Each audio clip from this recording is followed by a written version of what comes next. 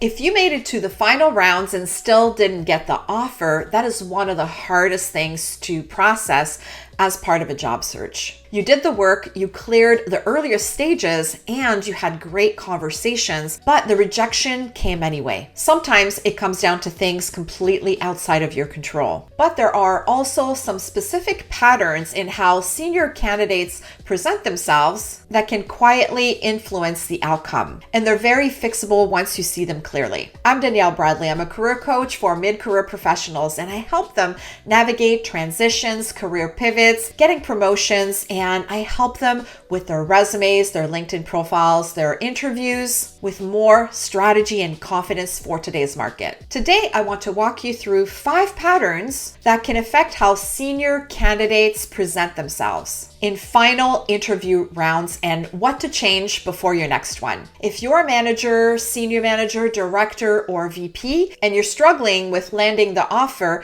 after the final rounds, this video is for you. So why does the final round sound so different? Well, by the time you reach the final rounds, your qualifications are not in question. The hiring team has already decided that you likely can do the job and very well. What they're now assessing is, do you belong on that team as a peer or as a leader? And the truth is that the instincts that have served you well so far don't always help when you are faced with the final round. That's what I want to get into today. Let's get into the 5 patterns that can cost you the offer. The first one is over-explaining, and it comes from a good instinct. When senior candidates are asked about a specific decision that they made at one time in their career, many of them will walk the interviewer through the entire process. They'll cover the context and what the data showed. They'll go into the options they considered and why they ruled out every one of them. It sounds thorough, and a lot of context this works. But in the final rounds, this can come across a bit differently. The interviewer may start to wonder if the candidate is feeling confident with their own judgment,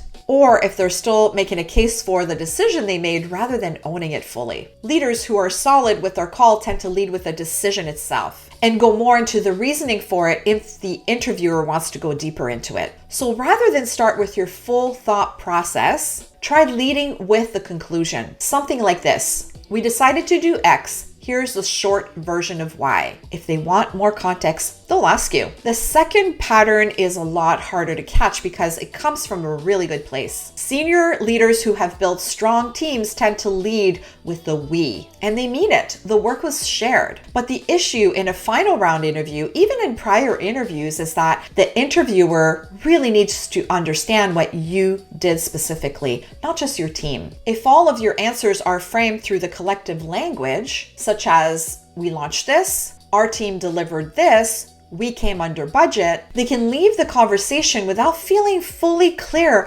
on what you did specifically as part of that team, as part of the leader of the team. And at the senior level, that's exactly what they're trying to understand through the interview process. So what you want here is to acknowledge the team, but be specific about your piece. Something like this: my team executed this well. The piece that was mine to lead was the strategic decision around X. This provides a great balance between the we and the I, so they fully understand your role as the leader of the team, as well as what the outcome was in the end. The third element that I see is consensus-seeking language. When asked a scenario question, such as, tell me about a time when you did this, a candidate will often say, I'd want to get input from the team first, or I'd need more context before deciding. That's a good instinct in practice, but in the final round interviews, the interviewer is looking for something a little bit different. They want to see if you have a perspective when the answer is not obvious. So when you default to, I'd gather more input, you can be seen as not willing to take a position. So you want to give your orientation first, and then acknowledge what you would pressure test. Something like this: here's the direction I'd start from. I'd validate it with the team before committing, but that's my current read. That shows both a point of view and good judgment. Almost every final round includes some version of what would you do in the first 90 days in the role if we were to hire you. And most candidates will answer with a list. Meet the team, assess the situation, identify quick wins. The answer isn't wrong, but at the executive level, this could signal that you're approaching this as an executor rather than a strategic leader. What senior hiring officials want to see here is that you have perspective, not just a plan. What do you think the actual challenge in the role is going to be? What's the central question that you would want to answer early on? What would your orientation be and why? I worked with a client who kept getting to the final rounds but never the offer. When we looked at her interview prep, her 90-day answer was very much a list. We worked on reframing it and providing perspective around the business for the role that she was interviewing for, identifying what she thought the main challenge was and where she should focus first. This made all the difference in her final round. So before a final round, spend some time developing a genuine perspective on the business. This can be based on your research, on the conversations that you've had so far.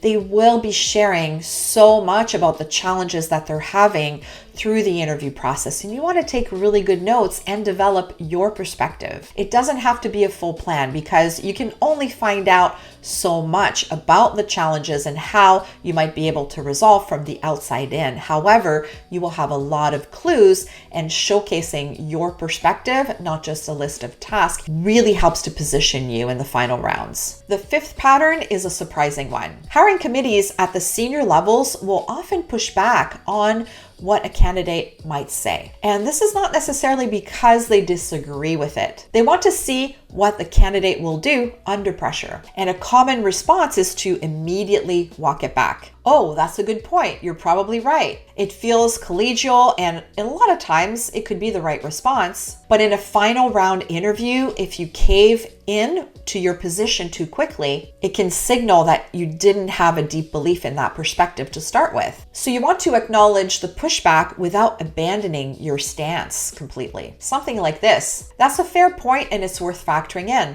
But here's why I'd still lean towards this approach in this context. This way, you show that you are listening, you're not rigid, and you also show that you have a real point of view. One quick note on feedback that you might get after the final round. If they tell you that they wanted someone with more direct experience or a better cultural fit, this can often reflect more how a candidate communicated in the room, more than the candidate's background. The patterns that I have covered today are often what's behind that language. So before your next final interview round, here are 3 things to focus on. First, you'll want to develop a real perspective on the business, not a 90-day task list, more like a thesis. What do you think the real challenge is, and what would you prioritize first and why? Make sure it's something you can stand behind and articulate well. Second, review your stories for the leadership layer, not just the outcome, but the decisions. What was the call that was yours to make? What did you weigh in? What did you land on? That's the layer that matters most at the executive level. And third, you'll want to practice taking pushback.